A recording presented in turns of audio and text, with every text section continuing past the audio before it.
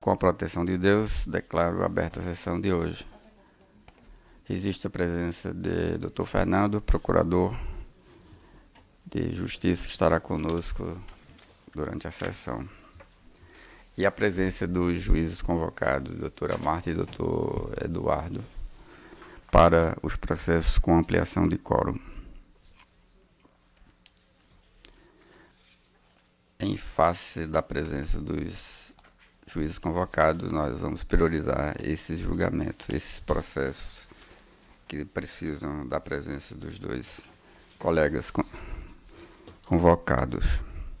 E começamos com o número 5, que é a apelação 081 24 60 93. Abner Rafael Leite de Melo e Unimed Natal. Está escrito Dr. Bruno. Eita, ele pediu para falar com o senhor, porque disse que tem um processo na primeira, que é o primeiro lá.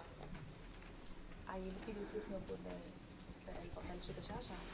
Posso inverter? Ele disse que pode julgar sempre as duas dele. Pode. Está sustentando. Tá, então não haverá, ele está fazendo, nessa outra sessão dispensou.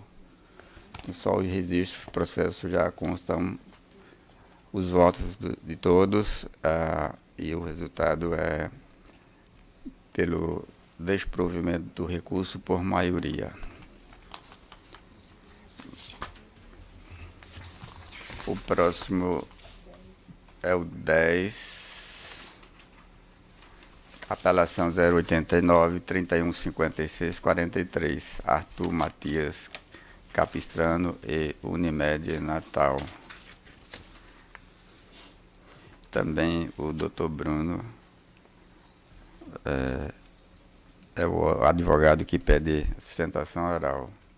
Se ele está dispensando, o julgamento fica virtual com os votos já registrados pelo desprovimento. O próximo é o 13, apelação 08.043.23, Maria Eduarda dos Santos Lima e Diego de Almeida Silva e outros. Esse aqui tem um pedido de vista, era um pedido de vista da desembargadora Berenice. Acho que já houve a sustentação oral na sessão anterior. E a desembargadora Berenice registrou o voto divergente. Nós vamos precisar dos votos dos juízes convocados que já o fizeram. E, por maioria, o recurso é provido parcialmente. O número 14, apelação 0800 450 89, Antônia Galdino Peixoto e Banco BMG S.A. Neste 14, também já houve, agora também ampliação de quórum, mas algum advogado para fazer a sustentação, agora com quórum ampliado. Nenhum advogado presente, processo julgado virtualmente, conforme os votos registrados. O próximo é o número 18, apelação 081 2331. Luciula Batista de Araújo, Banco Itaú BMG consignado. Algum advogado para sustentar neste processo? Nenhum advogado, processo julgado. O 19, apelação 081 57 93 43, Matheus Vinícius Diniz Medeiros e Unimed Natal. Algum advogado para sustentar neste processo? Nenhum advogado, processo julgado virtualmente com o impedimento da desembargadora Sandra e voto divergente, portanto, a convocação dos colegas. O número 21, apelação 081 78 97 47, Este processo, os advogados pediram sustentação oral, não foi a desembargadora Lourdes. Pediram adiamento, aliás. Os dois advogados concordaram com o adiamento. Então, processo adiado, o 21 processo adiado.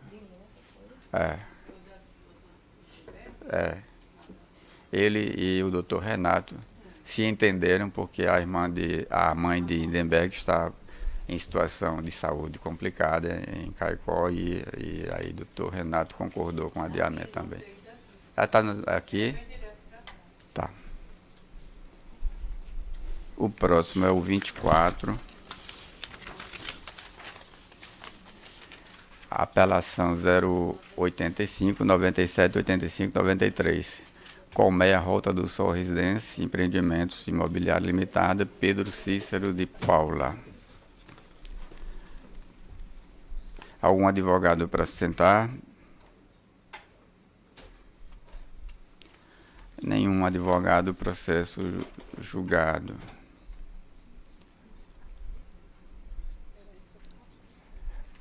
E o próximo é o último, o 35, que apela ao agravo de instrumento 080, 16, 38, 66. Aliás, nesse aqui não haveria ampliação de quórum, porque é agravo de instrumento. Então, os colegas convocados não precisaram votar. Aquamac Empreendimentos e Participações Limitada, Movimento dos Sem Terra. Na sessão anterior houve pedido de vista da desembargadora Sandra, que já registrou o voto, então o agravo fica provido por maioria e a desembargadora Sandra fica redatora para o acórdão. Concluímos os julgamentos com quórum ampliado.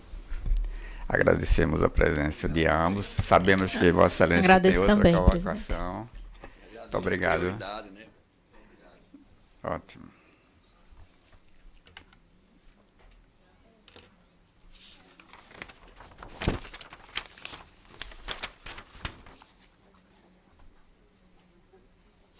Prosseguimos agora na ordem da pauta. O número 1, agravo instrumento 080, 40, 23, 84. Unimed Natal e Luiz Gustavo Moreira de Souza e outros. Cabe sustentação que a doutora Fernanda da Unimed está escrita, ela disse, e Bruno também está lá. A doutora Fernanda fará a sustentação Não aqui. sei se Bruno vai querer fazer, ele está lá naquele canal, ele nem observou. O Henrique Saldanha. Não sei se ele vai querer, já que ela sustenta. Mas ele teria que estar aqui. Aí ele tem que administrar. Certo.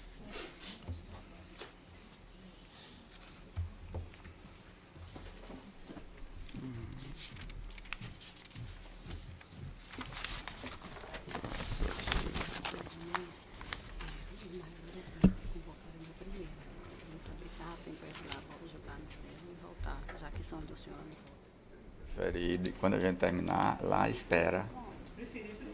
Pronto. Então, aqui viu que a gente adiantou muito. Você vai terminar com o tempo de chegar lá. É sempre bom Uma troca.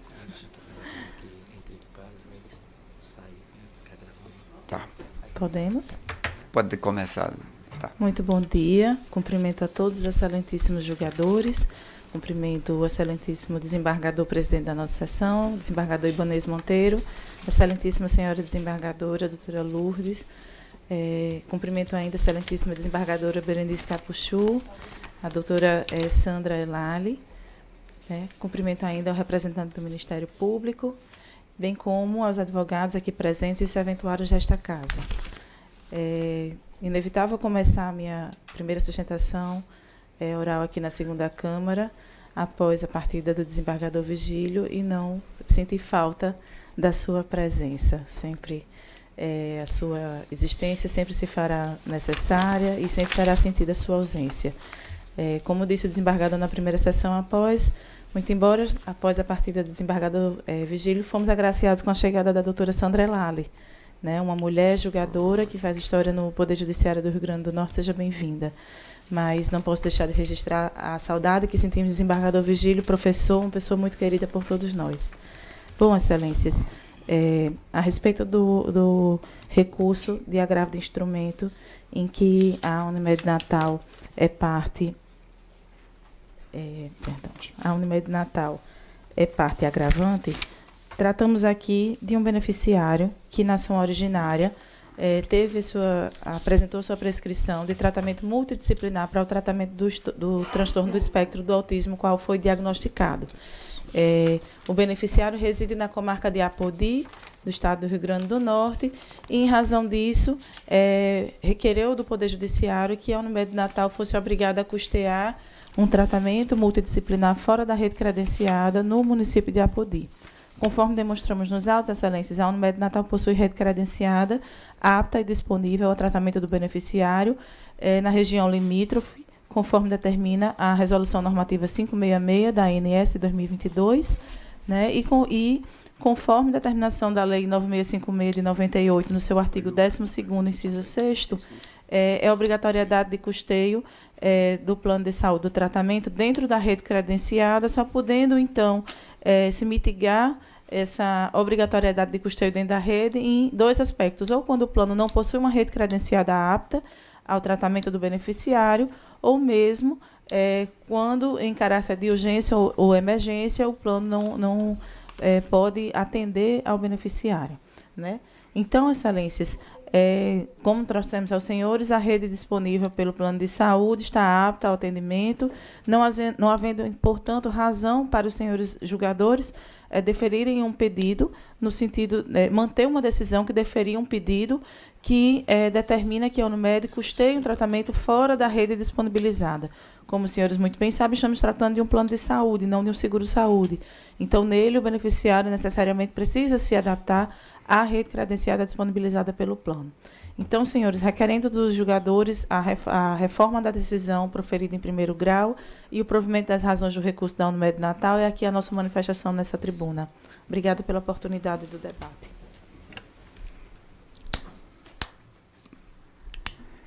Bom dia, doutor Bruno. Meu voto é pelo desprovimento. Os demais estão a concordar. Quer fazer a sustentação? Não, muito obrigado. O número 2, Vossa Excelência pede sustentação também. O número 2 é o agravo de instrumento 080 65 20 71, AP Vida, Assistência Médica Limitada, José Lucas da Costa J. Neste recurso, meu voto é pelo desprovimento. Se Vossa Excelência fala pelo agravado. De acordo. Os dois julgados. O número 3 é o agravo 080 66 89 58, Maria Catiana Moura Aquino, Unimed Natal. Algum dos advogados fará a sustentação? Não. O número 3, 080 66 89 58. Nenhum advogado, processo julgado. O número 4, apelação 080 35 51 62.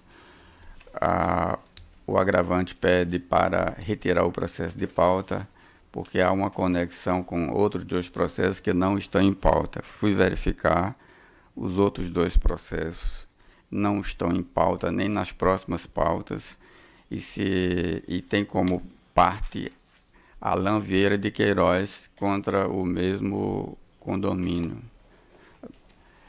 de modo que não entendia haver a conexão, porque a conexão exige a identidade de partes. Eles podem estar discutindo a mesma matéria, mas não são as mesmas partes. Portanto, eu vou pedir para registrar no extrato de ata que o pedido de adiamento foi indeferido, para depois ele não questionar a nulidade do julgamento, porque havia esse pedido formulado. Indeferido o pedido de retirada de pauta por não identificada a conexão.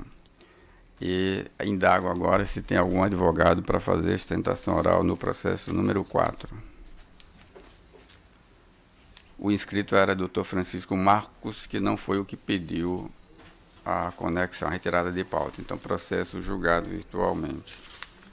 O número 6,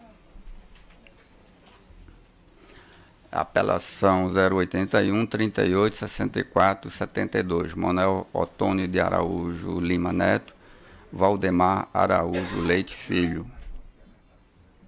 A doutora Luísa fará a sustentação. Acho que não.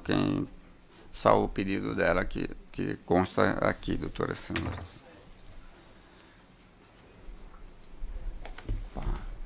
Doutora Luísa fala pela parte apelante. Pelo apelado, Excelência. O voto da relatora é o voto do relator, sou eu. Isso. É pelo desprovimento do apelo, de acordo? De acordo. Agradeço. Obrigado. O número 7, apelação 081 41 73 40. Maria Rosângela de Macedo, Unimed do Ceará, Federação de Sociedades Cooperativas Médicas do Estado do Ceará. Algum advogado para fazer sustentação? Nenhum advogado, processo julgado. Número 8, apelação 081 91 48 32. Polinova Engenharia, Indústria e Comércio de Tecnologia Limitada e Coteminas S.A. Algum advogado para fazer sustentação neste processo? Nenhum advogado, processo julgado. O número 11, não cabe sustentação oral, é o agravo de instrumento 081 1765 97. É a decisão em cumprimento de sentença. Julgado virtualmente pelo desprovimento.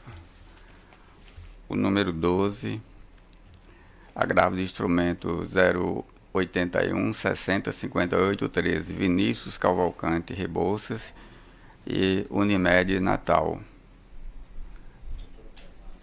Doutora Fernanda fará a sustentação neste processo.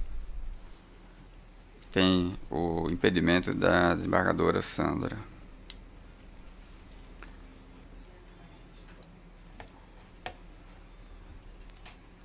Reitero os cumprimentos e saudações já realizadas recentemente. Excelência, serei breve nas razões, tendo em vista aqui o agravo número de ordem 12, que estamos trazendo ao julgamento dos senhores, excelentíssimos desembargadores.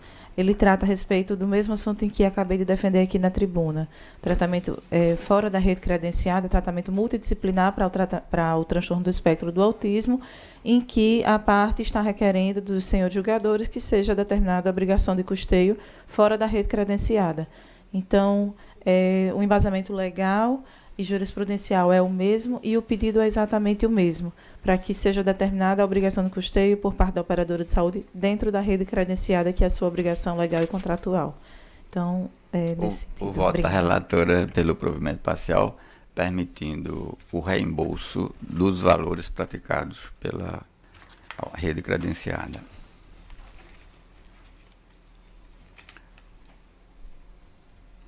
O número 15, apelação 0800 635 45. Rosana Carla de Moraes Ferreira e UP Brasil Administração e Serviços. Algum advogado para sustentar neste processo? Bom dia, Excelência. Doutor Tiago, pela parte apelada, mas a sentença é de improcedência. Se ela for mantida, eu vou dispensar a sustentação. O voto da relatora pelo provimento parcial. Então, eu vou realizar, então, por gentileza. Tá. Pode iniciar, doutor.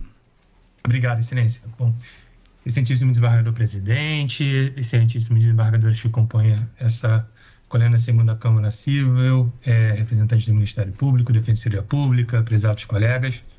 Este processo ele tem origem numa ação revisional de empréstimo consignado, na qual a parte apelante, né, como causa de pedir, alegou única e exclusivamente que nunca havia sido informada das taxas de juros e demais conceituais essenciais do contrato.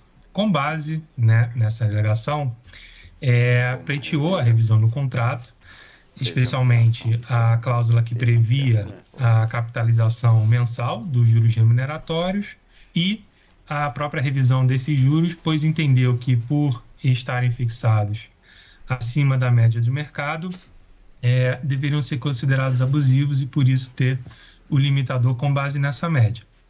Durante a instrução do processo, a parte apelada, né, a UP Brasil, ela juntou aos autos os ajustes firmados por telefone, né, atrelados a contrato digital devidamente assinados pela parte apelante, onde estão explicitadas todas as taxas aplicadas aos contratos, o custo efetivo total mensal e anual, e são provas hábeis a identificar justamente a capitalização dos juros e a própria validade, né, desses juros aplicados. Justamente considerando esses elementos nos autos, foi proferida a sentença de improcedência, já que não houve, nesse caso, uma violação ao dever de informação, né, prestado pela UP Brasil no caso. E um outro ponto, Excelência, também que eu gostaria de destacar é com relação à abusividade dos juros. E nesse caso, e aí seguindo, né, a jurisprudência do Superior Tribunal de Justiça, já fixada em sede de repetitivo, o simples fato da taxa de juros já estar acima da média de mercado não configura abusividade. O STJ já afirmou em vários precedentes, mesmo após o repetitivo lá de 2011, que você precisa considerar as peculiaridades do caso concreto. E nesse caso, existe uma particularidade importantíssima, que é a limitação das taxas de juros pela legislação estadual. O decreto 21.860 de 2010, aplicado, né, aos contratos celebrados entre as partes, previa na época a limitação de juros no valor de 4,15% mais o percentual da Selic. E esse limite não foi ultrapassado nos contratos celebrados entre as partes. Então, acertadamente foi proferida a sentença de improcedência e os juros, por conta disso, devem ser mantidos nos contratos, assim como a forma de capitalização. Por isso, Excelência, trazendo esses elementos, pontuando essas considerações, caso não tenham sido, porventura, enfrentadas no voto da eminente relatora, é que a parte apelada requer a manutenção da sentença e a improcedência do recurso de apelação. Obrigado. Como eu falei, o voto da relatora provê parcialmente o recurso.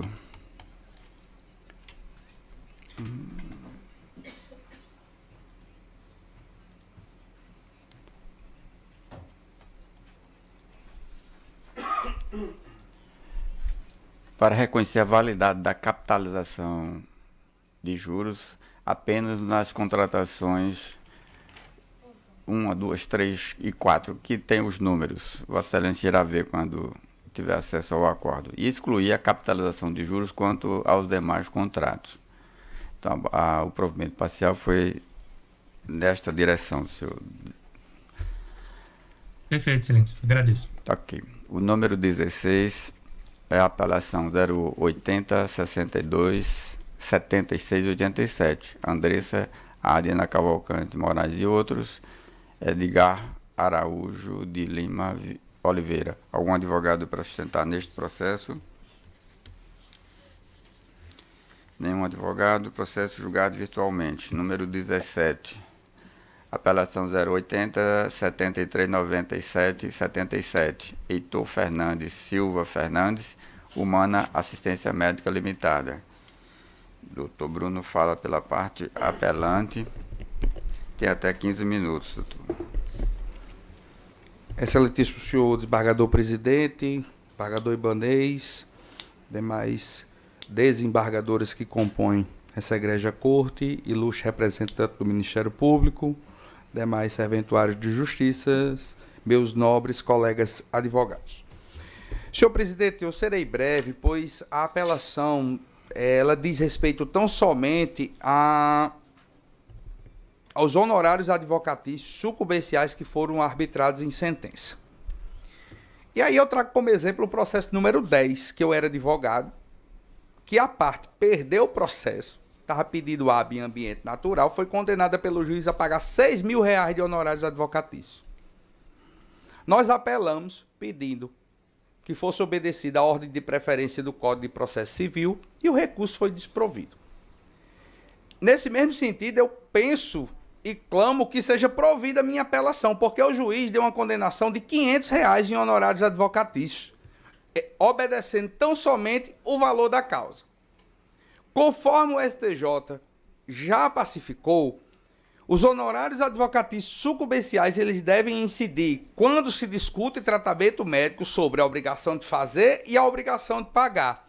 E o tratamento ele é plenamente mensurável. Ele não é mensurável no ato do ajuizamento, porque a gente não sabe o que será, como será a sentença, o que se pede nela pode não ser acolhido integralmente pelo magistrado. Só que o plano de saúde ele possui uma tabela contendo todos os valores dos seus procedimentos. O tratamento ele é prescrito no ato do ajuizamento, ou seja, o plano de saúde sabe, de acordo com sua tabela, quanto será o gasto mensal daquele usuário. E aí nós estamos pedindo, nesse sentido, que haja aplicação, por analogia, do que prevê o artigo 292 do Código de Processo Civil, que quando se fala de prestações vincendas, que se incida sobre uma anuidade do tratamento. O que a gente não pode esperar é que uma sentença dessa arbitre tão somente R$500 de honorário, porque dá um trabalho danado um processo desse. Para a gente fazer, para a gente recorrer, vamos ter que levar para o STJ, tudo. E é isso. Então, senhores, eu vou resumir, peço até perdão pela minha espontaneidade, mas nós precisamos seguir e obedecer os ditames do STJ nesse sentido, de incidir os honorários de sucumbência no valor de uma anuidade do tratamento. Isto posto, eu peço pelo provimento do recurso.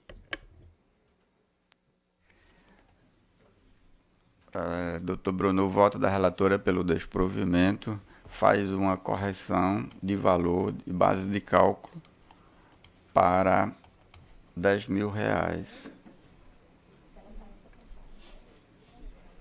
Para R$10.000 só. Ok? Decisão à unanimidade. O número 20 é a apelação 081-66-98-48. José Ulisses Lins, Estado do Rio Grande do Norte.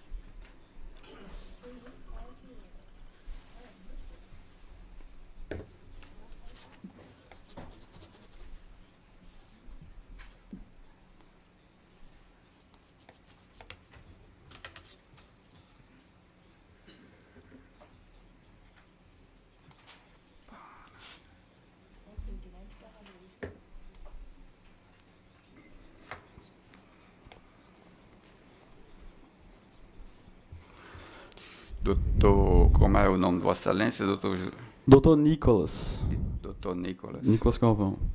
O voto da relatora está dando provimento ao apelo, a seu apelo, para estabelecer a data do termo inicial da isenção do imposto de renda, 10 de agosto de 2021, que foi a data do diagnóstico da doença, e desprover o apelo do Estado. De acordo? De acordo, perfeitamente. Muito obrigado.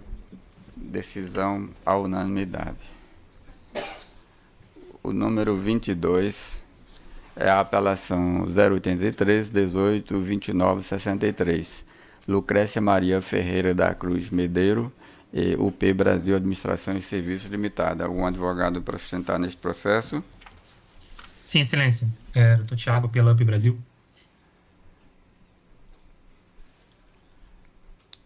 Tem até 15 minutos, doutor. Muito obrigado, excelência. Renovando aqui os meus cumprimentos feitos a essa colenda da Câmara. Vossa Excelência tem outros processos da UP Brasil. Quer fazer a sustentação em bloco? Da relatoria da desembargadora Maria de Lourdes, o 22, o 23 e o 26.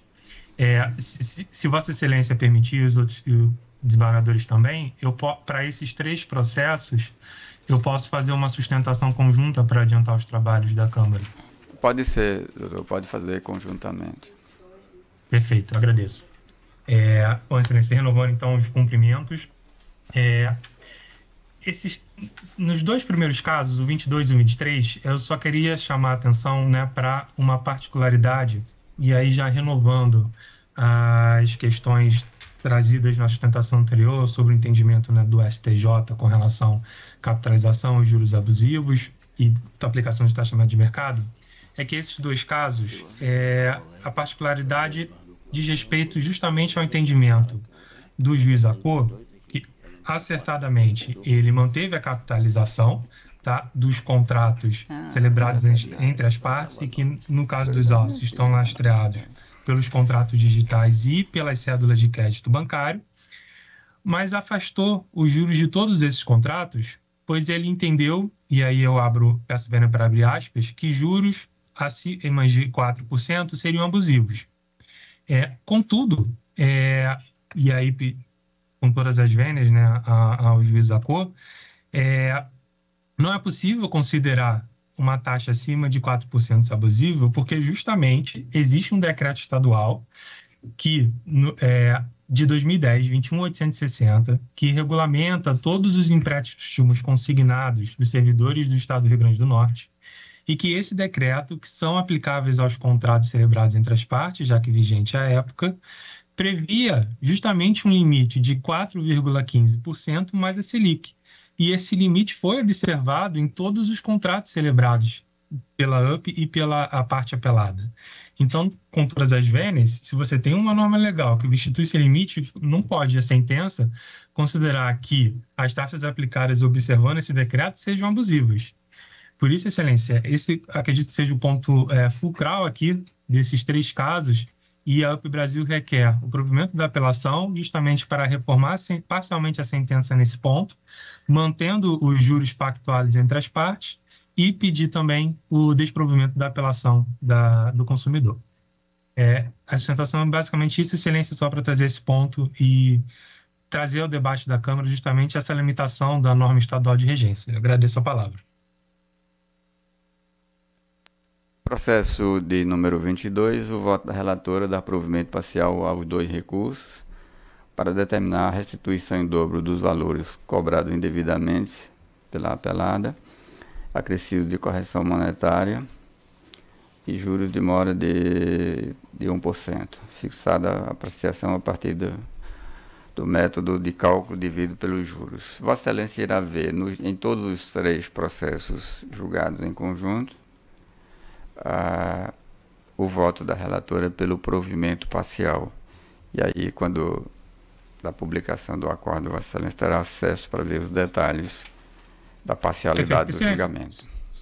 Perdão, se eu puder só fazer um apontamento de ordem, eu tenho só mais um processo de relatoria da desembargadora Maria Berenice, que é a mesma matéria, também contrato com cédula de crédito bancário. Se Vossa Excelência puder adiantar o resultado, porque é a mesma sustentação para esse caso também, é a mesma matéria, a mesma Qual é o número, de doutor? juros. O número? É o número 33 da pauta. O 33, apelação 081, 69, 80, 86. Maria Conceição Gonçalves da Silva e UP Brasil. Pode ser sim, neste caso aqui eu vou só olhar porque o voto está diferente um pouco, vou ver como é que ficou para falar para Vossa Excelência.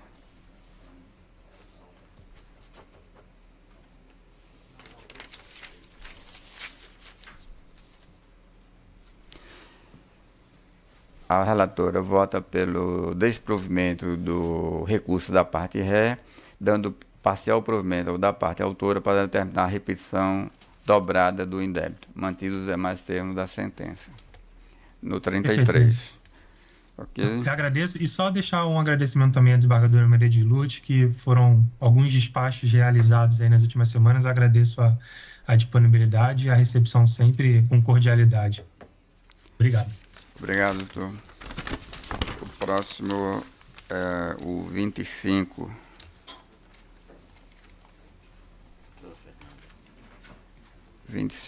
Apelação 8608-2372. Paulo Almeida Pereira Júnior, Unimed Natal.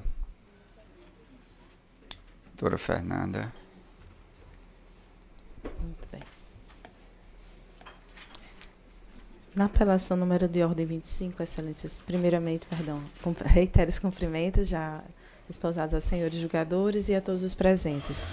Senhores, aqui estamos recorrente. Aqui a Unimed Natal é parte recorrente e recorrida, certo? De uma sentença proferida em primeiro grau, né? E na ação originária o beneficiário busca o tratamento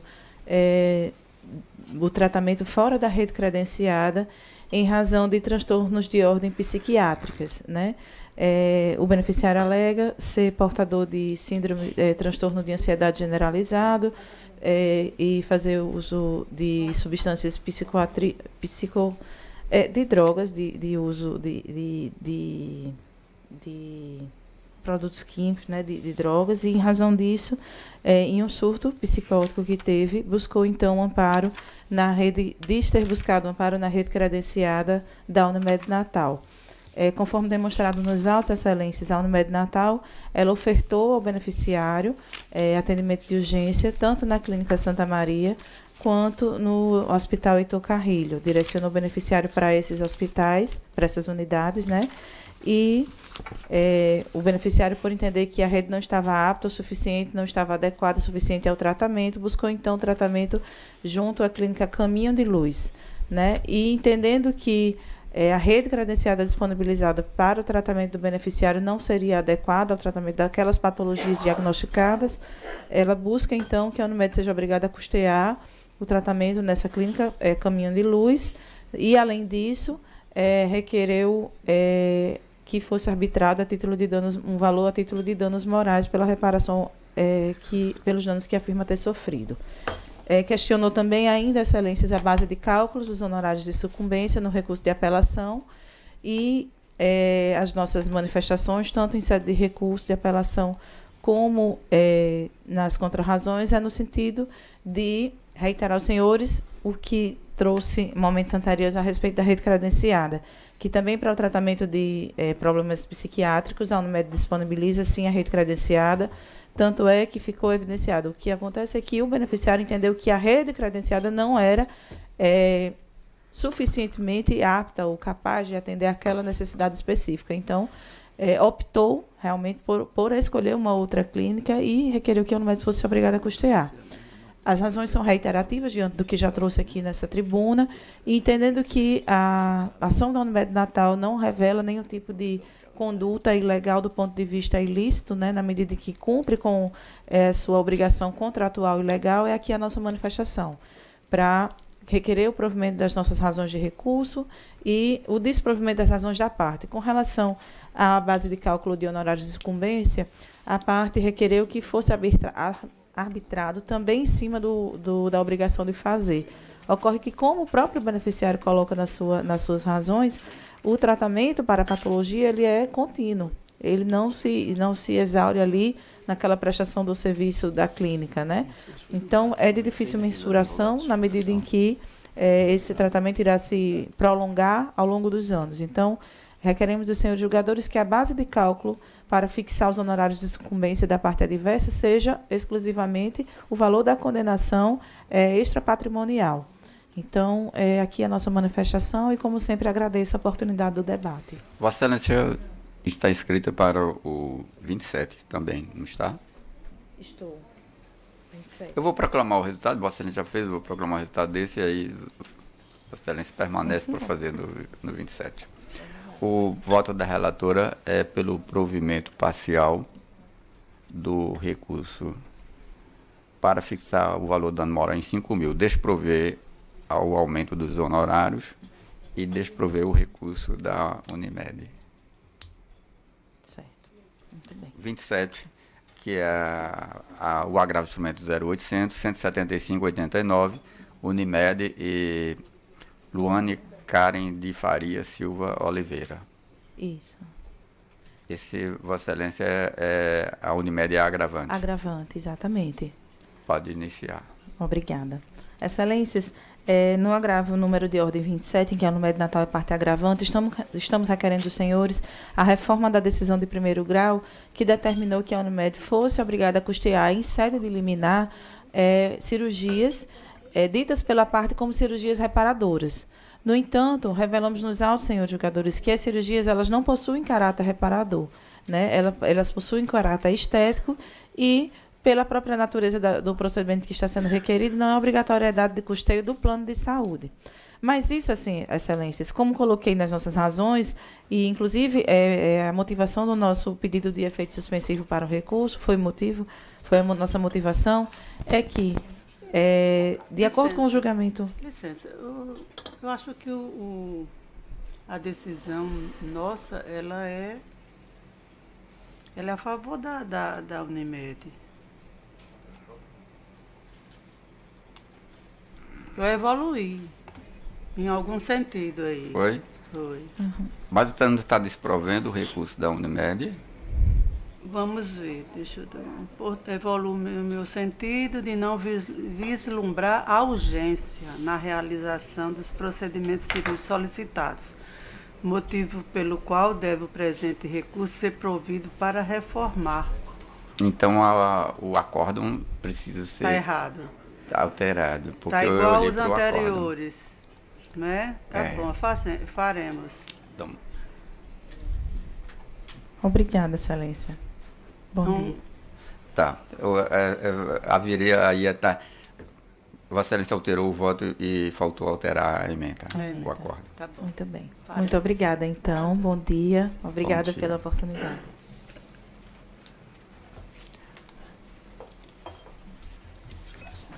O processo é o 28, agravo de instrumento 080 50 16 30. Rafael Miranda de Souza, Torquato Sena e outros, e Bradesco Saúde.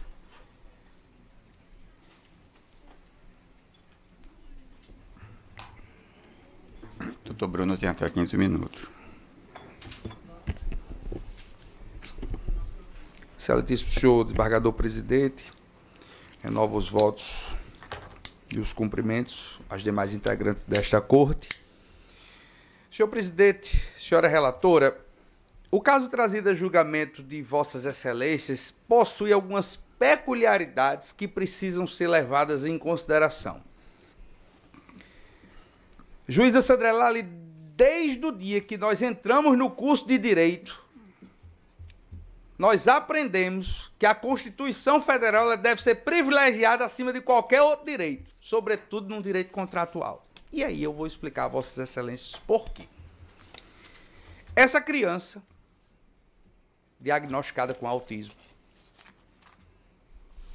usuário do Bradesco Saúde, um seguro saúde, faz seu tratamento de alto custo, onde ele paga para receber. E esse reembolso ele é feito com 30 dias, conforme determina a legislação. Todavia, a partir do mês de julho, e eu digo isso com conhecimento de causa, a Bradesco Saúde começou a criar diversos empecilhos para todos os seus usuários que fazem tratamento de autismo. O quê?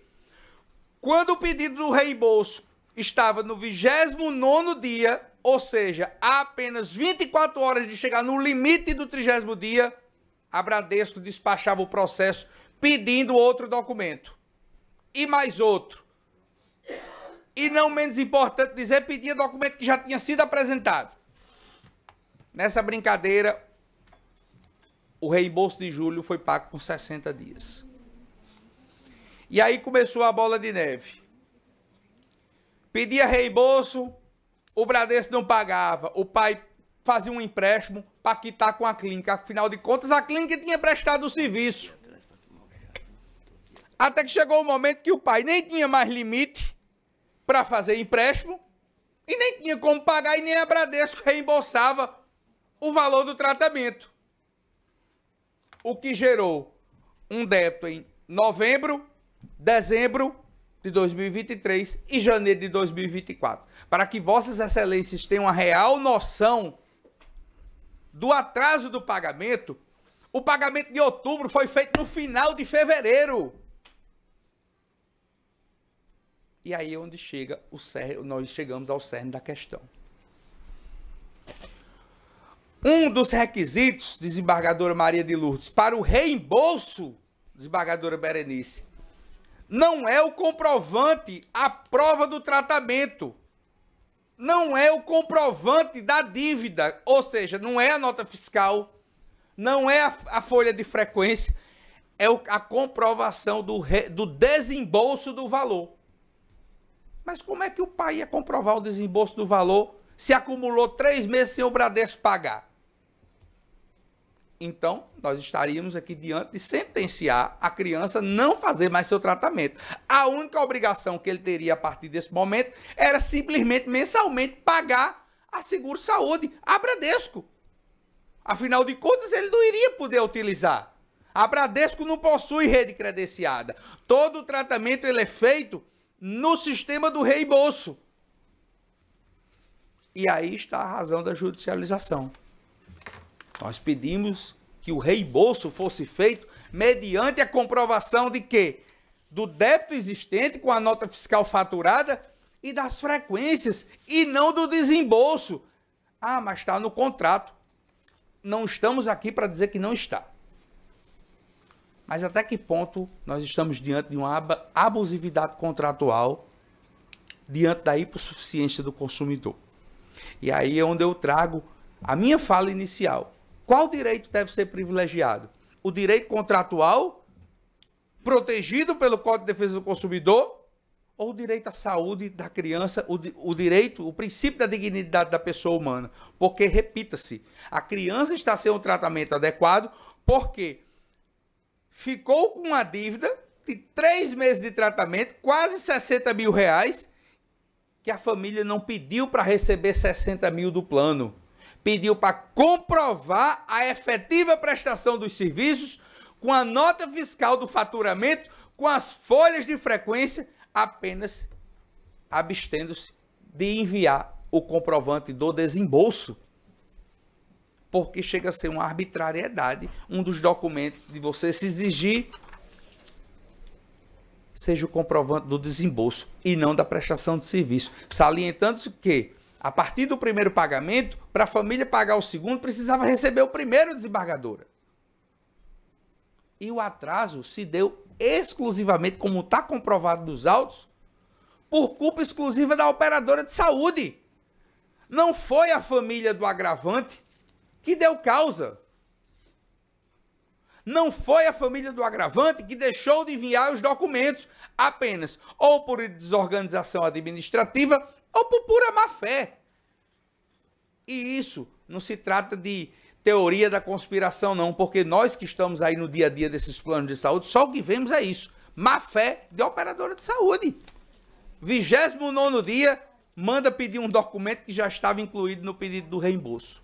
Ou seja, nós estamos diante de um tratamento onde uma criança está com a sua saúde, com o seu tratamento, melhor dizendo, impossibilitado de prosseguir. Por quê? Porque existe uma dívida com o prestador de serviço que se deu exclusivamente por causa da operadora de saúde.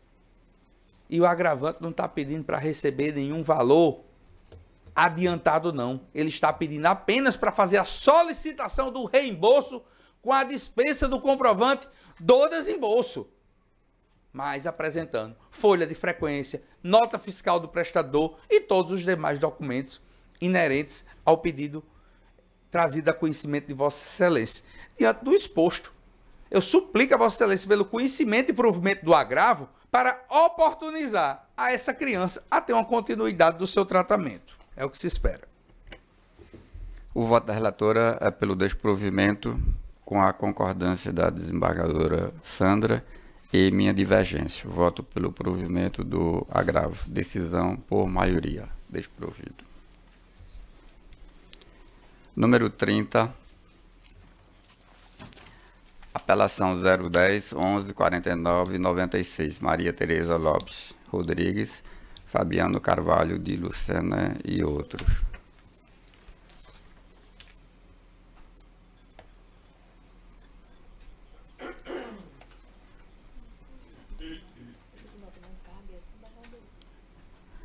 O 29 não cabe sustentação oral. O 30. Eu vou anunciar enquanto o advogado se prepara. O 29 é uma decisão em embargos da execução, aí não cabe sustentação oral, o julgamento é virtual. Desse 30. Tá. Então, não cabe, mas do desembargador Olúcio perde vista.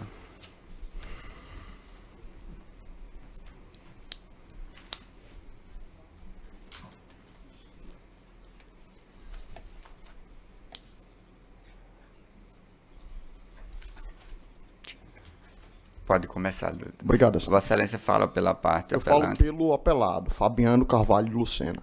O voto da relatora pelo desprovimento. Perfeito, dispensa. De acordo? Obrigado.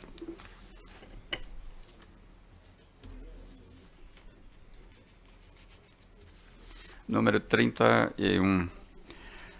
Apelação 0800 923 86. Emanuel Lopes de Araújo e Amil Assistência Médica Internacional. Algum advogado para fazer sustentação? Bom dia, Excelência. Sim.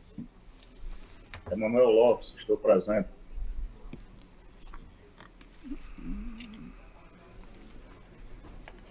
Tem até 15 minutos, doutor. Tá certo, Excelência. Muito obrigado.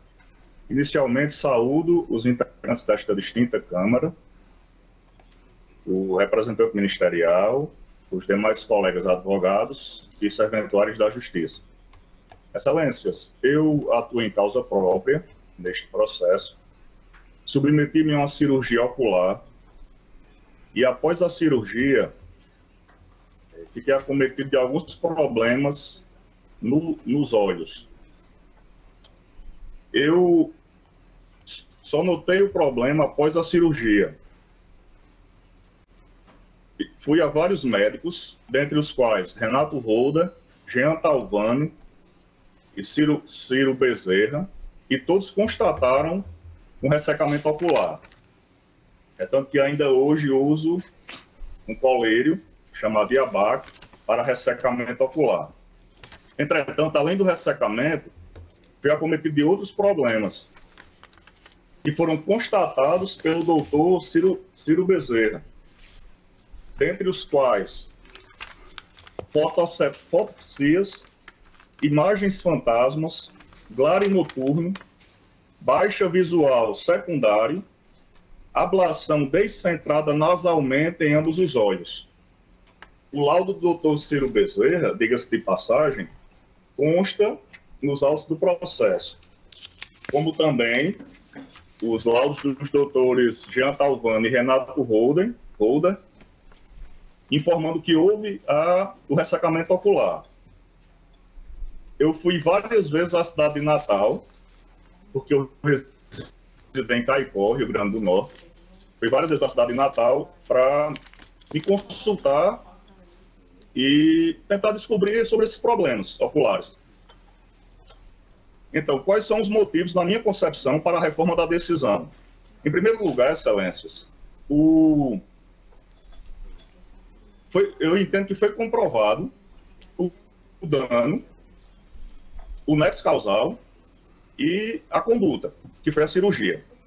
Como a situação é submetida ao Código de Defesa do Consumidor, então a responsabilidade é objetiva, ou seja, independente da existência de culpa, porque eu não processei o médico. No polo passivo da demanda, consta unicamente o plano de saúde. Então, de acordo com os artigos 14, 34, dentre outros do CDC, a responsabilidade é objetiva. E a causa foi julgada com base na responsabilidade subjetiva pelo juiz monocrático. E eu creio que foi mantida a decisão. Então, esse é o ponto fulcral, do motivo pelo qual deve ser reformada a sentença, data vênia, né? Permissa vênia, seria este. Ademais, Excelências, não foram apreciados os meus demais pleitos. Eu fiz vários pedidos na petição inicial e não foram julgados, inclusive o de submissão a uma nova cirurgia, o de concessão dos colírios pelo plano de saúde. O plano de saúde é uma empresa multibilionária, pertencente a um grupo norte-americano. E assim, como eu me sinto imensamente prejudicado, não só do ponto de vista laboral, por ser advogado e necessitar da minha visão para o desempenho do meu mistério, e também porque sou estudante e também prejudica o desempenho dos meus estudos. Inclusive, excelências, foi comprovado não só por esses laudos médicos, como também por testemunhas, todo o sofrimento ao qual eu fui submetido em decorrência dessa cirurgia. Existe prova nos autos da descentração pós-ablação, porque essa cirurgia refrativa para a miopia, que foi a laser, ela aplana, salvo engano, a córnea. Eu não sou da área médica, mas o aplanamento da córnea ou do olho, não sei bem a nomenclatura, mas foi descentrado, de maneira que ficou um relevo ainda, uma parte do relevo ocular da miopia. E realmente essa sensação que me acomete nos meus olhos, inclusive ficam vermelhos meus olhos, como Vossas Excelências podem ver aqui no vídeo, não sei se está para ver, mas isso é extremamente, causa um sofrimento, porque eu sinto como se meus olhos estivessem com areia, eu sinto, quando eu estou dirigindo, problemas, imagens fantasmas, claro e noturno. Então foi constatado. Em relação ao perito, em que pese sua competência, mas além de ele ser filiado ao Plano AMIL, ele presta serviço pelo Plano AMIL, que ele deveria, na minha concepção, na minha humilde opinião, ter alegado que não era que inclusive foi alegado por mim,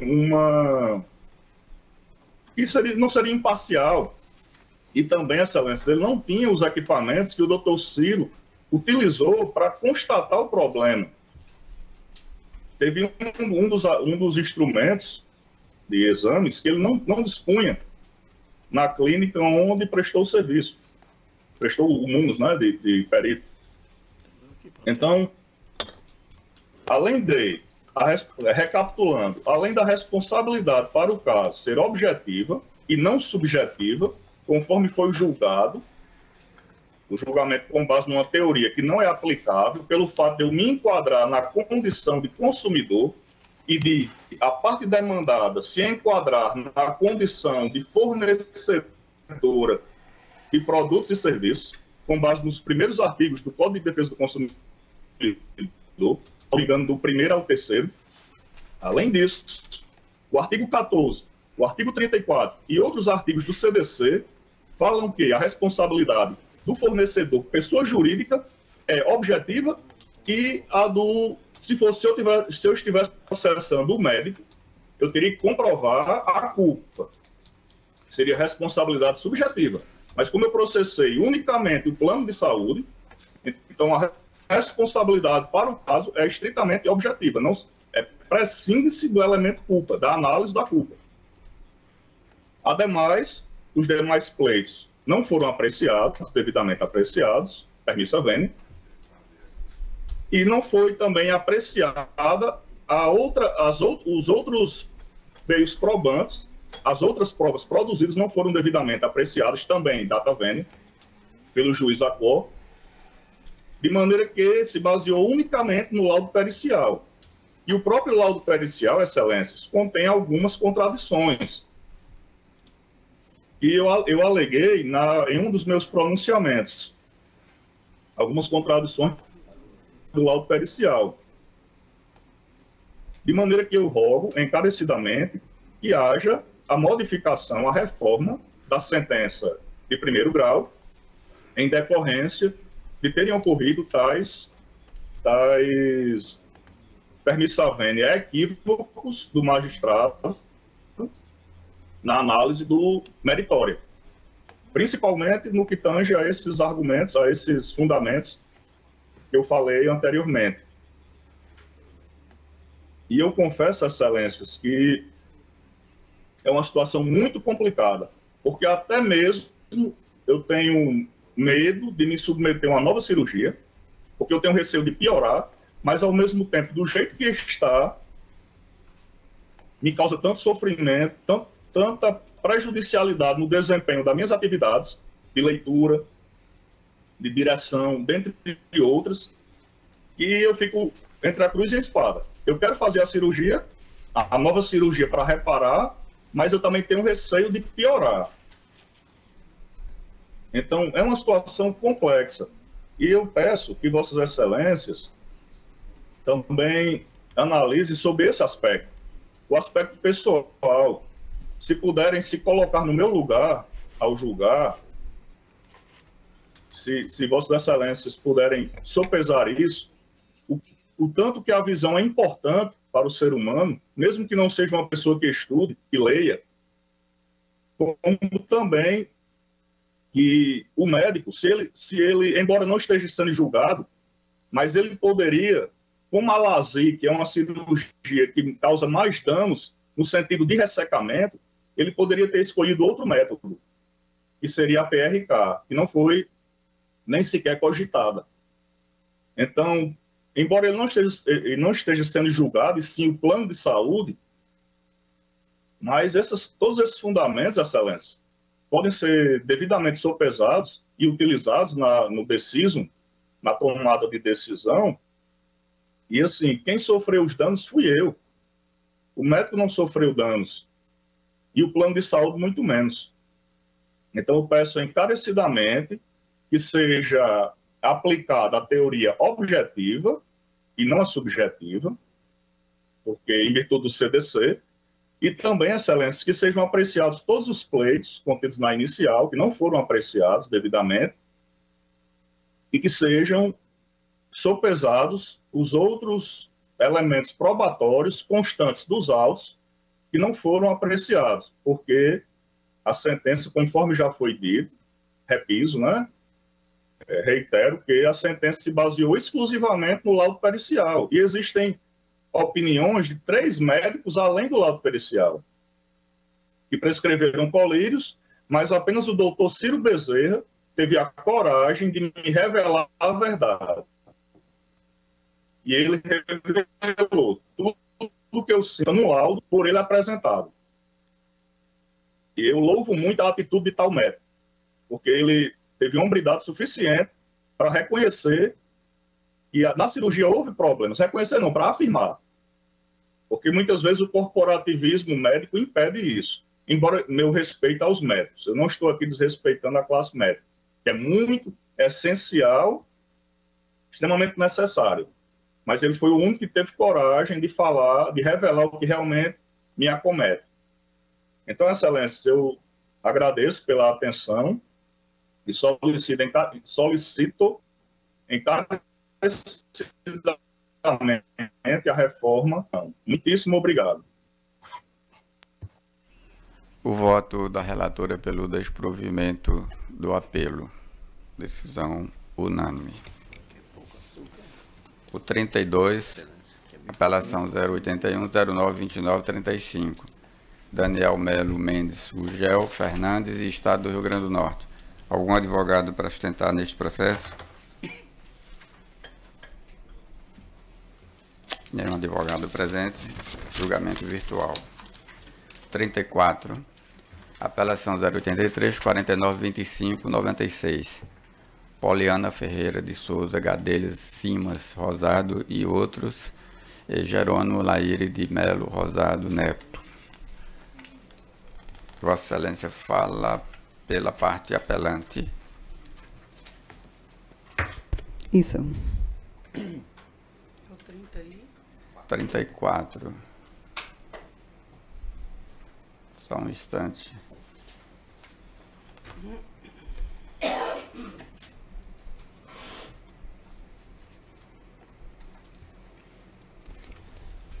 O voto da relatora está provendo parcialmente. Eu vou falar porque facilita para Vossa Excelência, se quiser fazer, reduzir mais minha sustentação de repente. Dedicar-se ao ponto não atendido. Porque a parte alimentante, ela pagava uma parte em percentual porque tinha um cargo comissionado, né? Isso. E ele não tem mais esse cargo, então ele está pagando só o valor dos salários mínimos. Tá, então... Eu não encontrei como... Tá, eu só vou dizer essa parte do voto, a conclusão do voto. Com esse dou parcial provimento ao apelo apenas para determinar que o termo inicial para pagamento dos aluguéis devidos pelo divorciando à divorcianda sejam contados de sua efetiva ciência do pedido de indenização, que se deu com a intimação para a apresentação da réplica à contestação, bem assim para que as taxas de condomínio e IPTU relativas ao condomínio Espaço de Vicenza sejam suportados pelo apelado, enquanto este residir no bem, assim como os eventuais débitos de IPVA, multas e taxas de DETRAN que tenham sido adquiridos após a separação das partes. Com relação à parte do patrimônio, Excelência, que foi acolhido, então eu vou sustentar oralmente apenas a parte relacionada aos alimentos. Perfeito. Posso começar, né? Pode. Excelentes senhores desembargadores que compõem a segunda Câmara Civil deste Tribunal de Justiça do Rio Grande do Norte, a quem saúdo na pessoa do presidente, desembargador Ibanez. Gostaria de registrar meu voto de pesar pela ausência do desembargador Vigílio, foi meu professor na UFRN, enfim, e quero dar as boas-vindas à desembargadora Sandra, ainda não desembargadora, mas já chamando assim, doutora Sandra. Seja bem-vinda, fico feliz que mais uma mulher venha compor aqui a Câmara. E é uma alegria também estar aqui na presença da doutora Berenice, foi juíza durante muitos anos na Vara de Família, traz, né, essa carga de conhecimentos, né, da nossa área de atuação. Então, começo aqui minha sustentação oral. Bem, Excelências, esse processo não é de grande complexidade, e agora especificamente sobre o ponto que trago para Vossas Excelências analisarem, é um processo que vem se arrastando desde 2017. Essas partes se separaram em maio de 2017. Essa data é importante para que Vossas Excelências possam analisar essa questão dos alimentos. As partes se separaram em maio de 2017, elas moravam em Mossoró. E quem promoveu essa demanda foi o apelado, fazendo oferta de alimentos. Na petição inicial, ele ofertou um percentual sobre os ganhos dele na condição de secretário municipal da Prefeitura de Mossoró, que na época ele exercia o cargo. E esse valor equivalia a aproximadamente R$ 3.000. Mas, para ser mais preciso, era R$ 2.996, mais ou menos. Naquele momento, a filha das partes, eram duas filhas, uma com 6 anos de idade e a outra com 1 ano de idade. A caçula sequer ainda estudava. Também existiam alguns tipos de benefícios. Essa de 6 anos de idade estudava numa escola em Mossoró, que ela só pagava R$ 300 de mensalidade escolar. Esses aspectos são relevantes para que a gente possa analisar essa oferta de alimentos. O apelado também nunca foi o provedor referente a esse ganho de secretário municipal. A profissão dele ele é político, mas ele é empresário e é publicitário. Ele sempre trabalhou em empresas da família, relacionadas a rádios e TV, e ele sempre foi publicitário. Ele era o provedor da família, um único provedor da família, porque a apelante teve 2 gestações seguidas durante o casamento, não pôde exercer efetivamente sua profissão, e ele supria todas as despesas da família apenas com a função de publicitário e oriunda dessa atividade empresarial. Então, no ano da separação, ele estava exercendo um cargo público, por acaso, e fez essa oferta de 30% dos ganhos dele como secretário municipal. Na nossa defesa, apresentada já em 2019, a filha caçula já estava estudando, e nós apresentamos, então, a realidade já processual. Ela morando em Natal, porque quando ela se separou, ela não pôde mais ficar em Mossoró, afinal de contas, a família dela e toda a rede de apoio dela era em Natal, ela teve que vir para Natal com as 2 filhas, e o apelado ficou em Mossoró, residindo num único imóvel de maior valor patrimonial do casal, lá em Mossoró. Ela veio para Natal, foi residir em um imóvel cedido pela família, e com essa oferta de alimentos de R$ 2.900, e com 2 filhas sozinha para criar, sem o apoio, inclusive, direto do pai, porque o pai morava em outra cidade. Então, para ela foi um desafio, Excelências, porque ela teve que reiniciar a carreira dela com uma filha de 1 ano de idade. Ela é nutricionista e só recebia essa ínfima quantia de alimentos que não dava para pagar sequer as 2 mensalidades escolares na Escola Marista de Natal. Mesmo assim, em 2019, nós apresentamos a defesa com a realidade de despesas das crianças, considerando, inclusive, o padrão de vida da família. Nós apresentamos várias demonstrações de ostentação de riqueza deste pai, que evidenciavam que ele não ganhava exclusivamente só essas rendas do cargo público que ele exercia, porque comumente ele estava realizando viagens, inclusive internacionais, até com as filhas mesmo, para os Estados Unidos, constam fotos nos autos. E a juíza de primeiro grau, então, após analisar a nossa defesa, reconsiderou a decisão liminar e fixou a pensão provisória em um valor aproximadamente de R$ 5.200, que seria 30% do cargo público mais 2 salários mínimos. Esse valor ele perdurou até a sentença, que foi proferida em 2022. Eu gostaria de registrar, Excelências, que durante o curso do processo, a apelante ainda sofreu um baque, né, um grande reflexo em sua carreira por causa da pandemia. Mais uma vez, porque ela é profissional liberal e, apesar dela ter reiniciado a carreira dela em Natal com a filha de 1 ano, repito, ela veio para Natal em 2017, estava reiniciando, né, sua carreira, veio a pandemia em 2020, e ela paralisou novamente a sua atividade profissional. Em 2022 é que ela pôde retomar, mesmo assim, com a demanda das 2 filhas sozinha, porque o apelado não ajuda diretamente em nada, além do pagamento dos alimentos provisórios, mas ele não cumpre, não tem possibilidade de cumprir, né? Eu não quero aqui entrar nesse pormenor, porque não estamos na discussão disso, mas, assim, como ele mora em Mossoró, ele não pode dar o apoio logístico, né, de levar para as inúmeras atividades que as filhas demandam. Então, é ela quem leva e traz para todas as atividades, inglês, escola, esportes. É difícil para uma profissional liberal conseguir fazer agenda de atendimento com essas demandas de 2 filhas pequenas, né? Hoje, as alimentandas, Excelências, assim, para que possam compreender a questão das despesas e dos encargos que essas 2 alimentandas trazem, hoje elas estão, uma com 13 anos e outra com 8 anos, a comparar a idade que elas possuíam no início do processo, 1 ano e 6 anos, o desenvolvimento natural dessas 2 filhas, certamente, é bem maior o encargo alimentar delas 2, a título de despesas, de necessidades. Além da escola, elas fazem inglês, elas têm esportes, elas fazem acompanhamento psicológico em razão dos inúmeros conflitos relacionados à convivência e guarda, que não estão em discussão aqui nesse processo, mas, comumente, o apelado deixa de cumprir o direito de convivência, promete que vai buscar e não vai, e isso tem gerado uma série de transtornos de ordem emocional e psicológica nessas 2 crianças, um adolescente, e isso gerou a necessidade de terapia. Também, por sua vez, gera a necessidade de despesas que acrescentam às necessidades das crianças.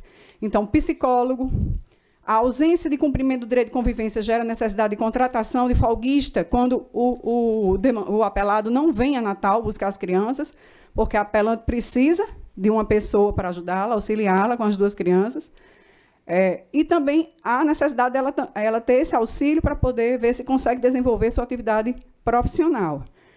Excelência, de forma que a sentença, ao fixar o valor de 4 salários mínimos, apenas 4 salários mínimos de alimentos, sendo 2 salários mínimos para cada filha, é ínfimo diante do rol de necessidades dessas 2 crianças.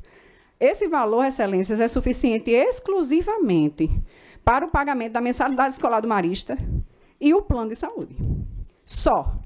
Todas as demais despesas, todas, comida, moradia, transporte, lazer, roupa, higiene, e são 2 meninas. São 2 meninas que demandam, em termos de vestuário, uma despesa elevada. Elas também têm, ainda, já, adolescentes já têm despesas de salão, presentes, enfim, todas as demais despesas. Aí eu vou entrar nas essenciais, terapia, inglês, esporte, estão a cargo de uma mãe que não tem renda. E o provedor antes era o pai. Quem é que está suprindo? A ausência da renda da mãe, que ela não tem renda suficiente nem para manter a si própria. É o avô materno, que não tem a obrigação legal de suprir essas necessidades, tendo em vista que o pai tem condições financeiras para isso. A gente só convocaria os avós diante da ausência de condição financeira dos obrigados diretos, que são os 2 genitores. Se o genitor tem renda suficiente para suprir as necessidades das filhas, porque o avô materno está pagando esse dever, está cumprindo esse dever. Então, excelências, o valor de 4 salários mínimos foi fixado na sentença, merece reparo, tendo em vista que há prova nos autos de que, inclusive a própria sentença, eu quero chamar a atenção de Vossa Excelência, a própria sentença diz o seguinte, que uma vez que o alimentante deixou de exercer esse cargo público, a renda, ele substituiu a renda dele. A renda que ele substituiu é mais satisfatória na TV que ele tem. Ele passou a ser sócio. E a renda que ele recebe nessa TV, com publicidade, é bem maior do que até aquela renda que ele recebia na condição de secretário municipal da Prefeitura de Mossoró.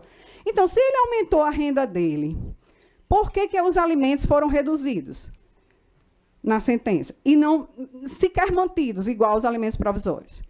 E eu ainda pontuo, excelências, uma questão que é de significativa relevância no caso da pensão alimentícia. São as despesas de início de ano, excelência. As despesas de material escolar, fardamento e matrícula. Essas despesas de janeiro, antes, eram supridas pelo 13º salário do cargo público, que o alimentante ofertou na petição inicial. Aí, uma vez que ele deixou de ter esse benefício, também deixaram de ser supridas após a exoneração dele do cargo, e ficamos, então, com 4 salários mínimos exclusivamente para suprir todas as necessidades das crianças, da adolescente e da criança. O que está sendo bastante difícil para essa mãe e, consequentemente, para o avô materno, porque ela não tem condições de suprir toda essa necessidade dessas meninas. Com base nesses argumentos, excelência, inclusive, constando essa contradição da sentença, é que a apelante entrou com este recurso de apelação. Na sentença, a nobre julgadora também pontuou uma situação que foi usada pelo apelado referente ao ano de 2017, uma mensagem de WhatsApp que foi trocada entre eles, ainda na época da separação, antes de promoção da ação judicial. Ela dizia que o valor de R$3.000 era suficiente para a fixação dos alimentos para fins de acordo. Mas, naquela época, eu lembro que a criança, a caçula, só tinha 1 ano de idade, né? Agora, a situação é absolutamente diferente, então não dá para ser usado isso a título de fundamento para a fixação dos alimentos hoje, no valor de 4 salários mínimos. Realmente está bem aquém das necessidades e bem inferior às possibilidades do alimentante. Com base nesses argumentos, a apelante requer o provimento do seu recurso também em relação à questão da pensão alimentícia, para que ela seja fixada no valor condizente às possibilidades financeiras do alimentante e às necessidades das alimentandas, e o valor de referência seria, excelências, de 8 salários mínimos para cada alimentando, um total de 16 salários mínimos. Eu agradeço a atenção de Vossas Excelências. Bom dia.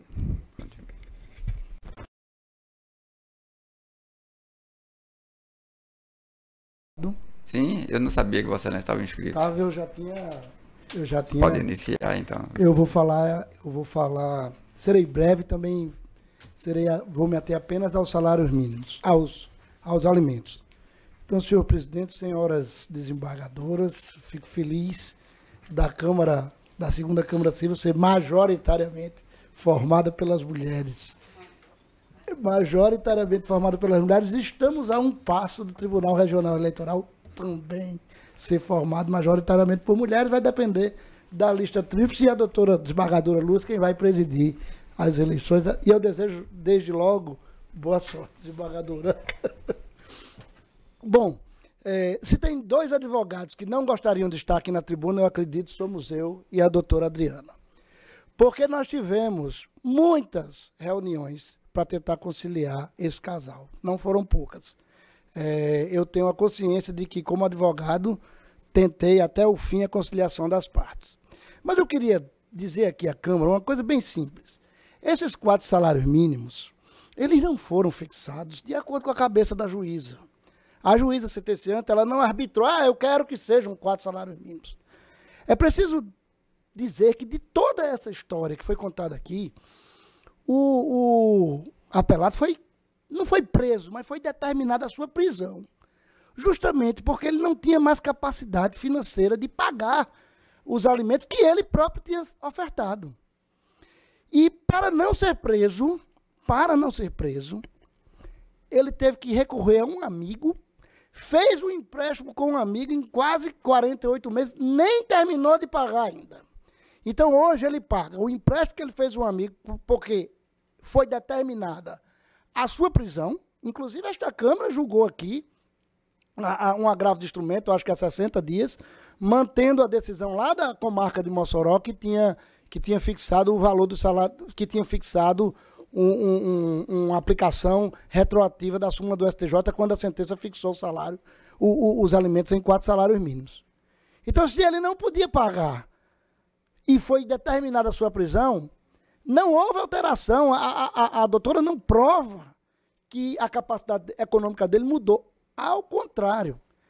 Ele é sócio de uma TV, tem que se explicar aqui, quando fala, é sócio de uma TV, a pessoa pensa que é a InterTV Cabugi, que quem é sócio de TV é milionário. Não é verdade. A TV é uma TV comunitária que funciona a duras penas lá em Mossoró. Nem sequer pode vender espaço. TV comunitária não vende espaço publicitário. É igual a rádio comunitária. Isso tem uma lei no Ministério das Comunicações. Ele não ofere renda dessa TV. Essa TV é um instrumento político da família dele.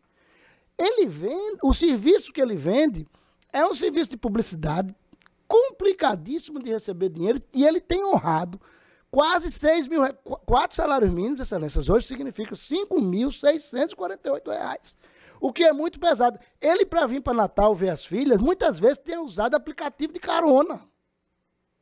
Então não há na vida do apelado o romantismo de que foi dito aqui nesta tribuna. E se houvesse, certamente, teria prova nos autos. Por isso que a vida do apelado é muito mais difícil. Ele tem que viver as filhas em Natal, ele leva as filhas para Mossoró, isso também demanda um custo para ver as filhas, porque ele tem que trazê-las de Mossoró, levá-las. Então, a sentença foi extremamente equilibrada em fixar esses 4 salários mínimos. E outra, essa discussão aqui, ela não precisa avançar mais do que já foi definido pela ilustre relatora. Por quê? Porque havendo modificação na condição financeira dele, não vai precisar a doutora entrar com novas fixação de alimentos, porque todo pai, inclusive ele é um pai apaixonado pelos filhos, tanto apaixonado que ele causou esse problema. Por quê? Porque ele fixou, ele já ofertou alimento de 30% quando ele tinha um cargo de comissão. Nenhum pai que ama seus filhos deixa de pagar uma boa pensão alimentícia. Aqui fala um advogado que recebeu, não tenho nenhuma vergonha de dizer isso, eu recebi pensão alimentícia do meu pai até os meus 28 anos de idade. Eu me formei, me casei, e até quando eu precisei, o meu pai me pagou pensão alimentícia. Eu já casado, até o dia que eu disse, pai, hoje eu não preciso mais. Eu faço isso com meu filho, que tem 24 anos, é mestrando em Direito Constitucional, e eu pago a pensão dele e vou pagar até o dia que ele precisar. Eu acho que ele também me prove que está precisando, porque eu também não quero fomentar o pagamento de pensão para quem não estuda, não trabalha e não quer nada com a vida. Eu faço essa observação porque um pai que ama os filhos, como eu tenho certeza que Laíri ama, no dia que ele puder pagar mais, não vai precisar de justiça. Tenho certeza disso. Então, eu peço a Vossas Excelências que mantenham no ponto dos alimentos a sentença apelada. Bem, eu estou conhecendo parcialmente o apelo, apenas para determinar que o termo inicial para pagamento dos aluguéis devidos pelo divorciando, a divorcianda, sejam contados de sua efetiva ciência do pedido de indenização, que se deu com sua intimação para apresentação de réplica à contestação, bem assim para que as taxas de condomínio e IPTU relativas ao condomínio Espaço de Vicência sejam suportadas pelo apelado enquanto este residir no bem, assim como os eventuais débitos de IPVA, multas e taxas do DETRAN que tenham sido adquiridos após a separação das partes. Deixo de redistribuir o ônus comercial, considerando a mínima alteração do resultado do julgamento, nos moldes do tema 1059 do STJ. É como voto, senhor presidente. Proclamando o resultado do recurso provido parcialmente à unanimidade. Concluímos o julgamento dos processos possíveis para a sessão de hoje. Encerra a parte jurisdicional. Posso pedir a palavra?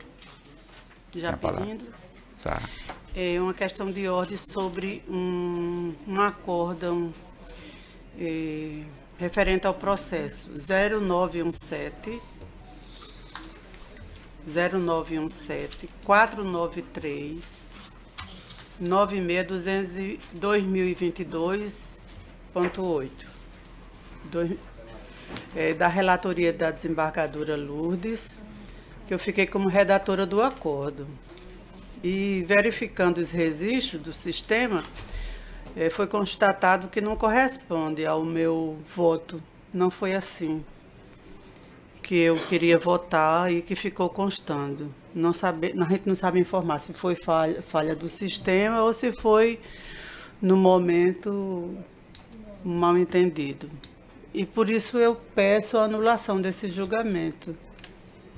Então, questão de ordem para anular o julgamento deste processo. Que será anotado aqui.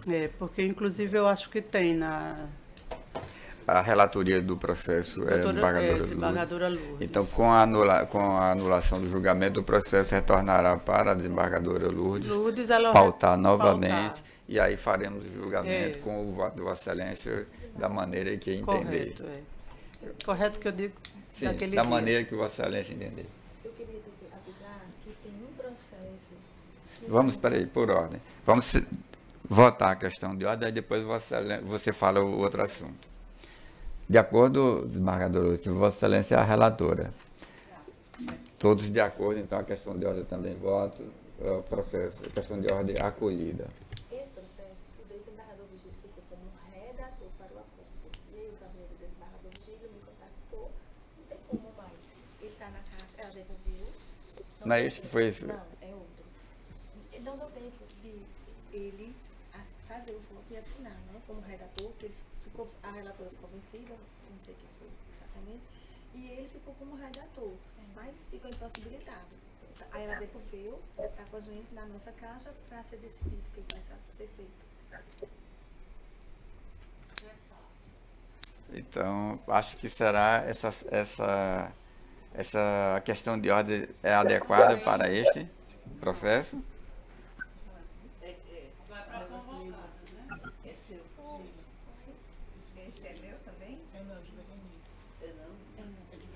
De desembargadora Berenice.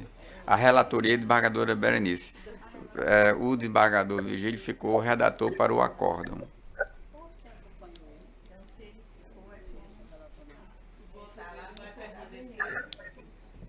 Como é? A questão ele votou. Mas agora quem vai redigir o voto dele? Ele votou. Hein?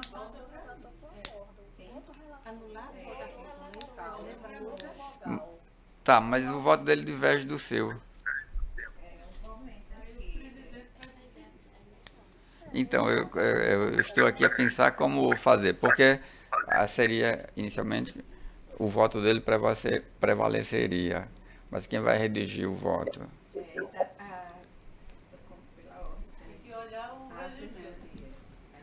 uma ideia, quer dizer, uma posição, queria externar.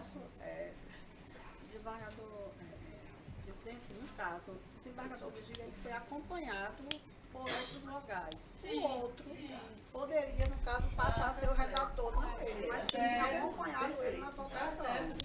Na sequência, Também, né? Eu acho que dá demais. É o mesmo entendimento. Eu vou fazer um agora, eu vou fazer do meu. Exatamente. vai fazer conforme seu voto, que não prevaleceu. Aí quem acompanhou já ficaria... O próximo sou eu.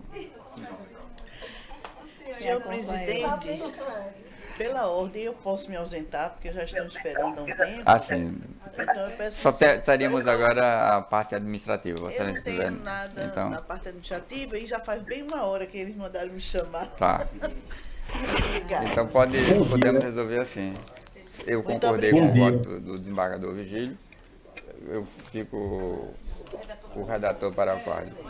Pronto, resolvido. Bom dia, Excelência. Com licença, pela ordem. Pode falar, Bom dia. Por gentileza. Meu nome é Caio, eu sou advogado.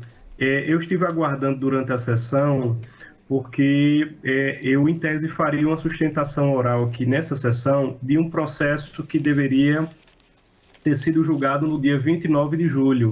E, segundo a pauta do dia 29 de julho, os processos que teriam sustentação oral seriam remetidos para a sessão de hoje, 6 de agosto.